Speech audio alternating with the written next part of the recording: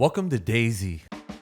When you very first spawn in, don't loot the first buildings you see, as other players spawn in and probably saw those exact same buildings. Instead, find the coast, put your back to it, and run. Once you see some buildings detached from the coastline, deeper into the map, you can loot these. You'll probably find better loot there. Fishing is the easiest way to conquer hunger in DayZ. To fish, simply get a long stick from any bush and a rope.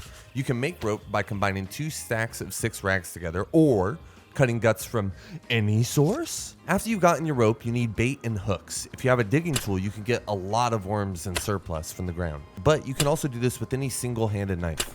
Once you got your worms, attach them to your hook and start fishing. You'll want to hold it until you hear this sound.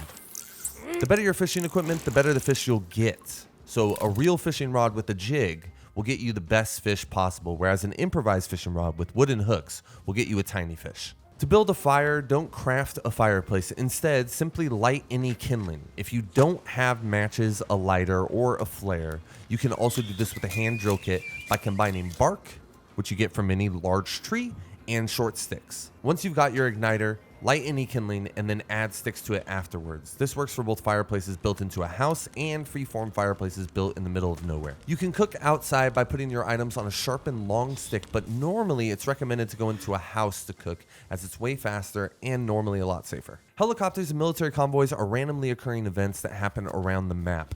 These are often full of some of the better loot in the game. Helicopters, for example, will always spawn at least one gun spawn. This could be a variety of different guns, ranging from the strongest gun like a DMR or an AUG-AX to the weakest, a flare gun.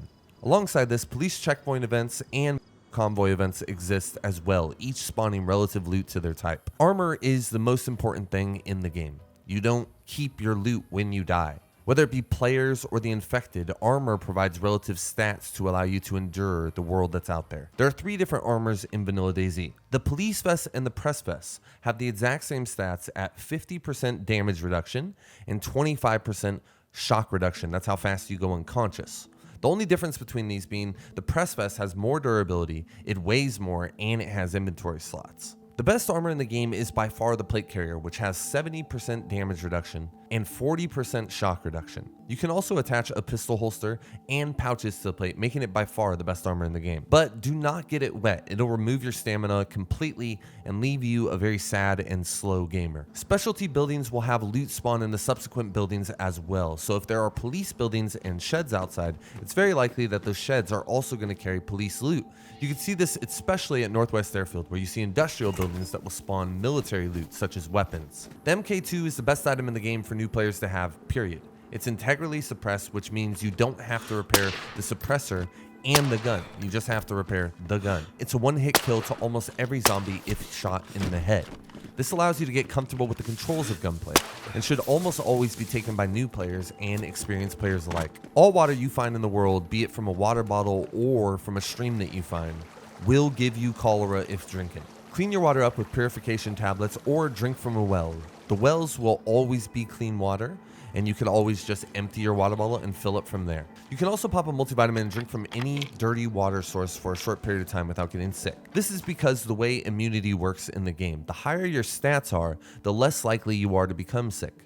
But multivitamins max this immunity stat, allowing you to tank through most anything the game puts your way. If you find multivitamins, keep them.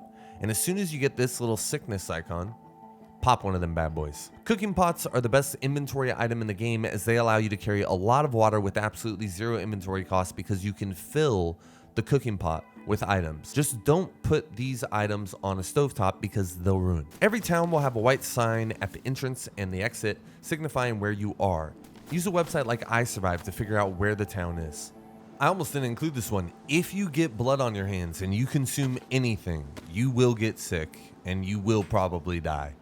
If you get blood on your hands, you could wash it at a stream. You could also use alcohol tincture, disinfectant spray, or iodine tincture to clean your hands off. Or you could clean your hands at a well, or you could just put gloves over your hands. If you get rags, it only takes 2 rags to make improvised hand wrappings, and this will also take care of the bloody hands issue that conquers so many new players. That's going to be it for now. I hope these tips helped you guys. I know for a lot of us who are experienced subscribers already, you're like, this is all old information. But if you're brand new to the game, these are the things that I think you need to know right now. Enjoy yourselves out there.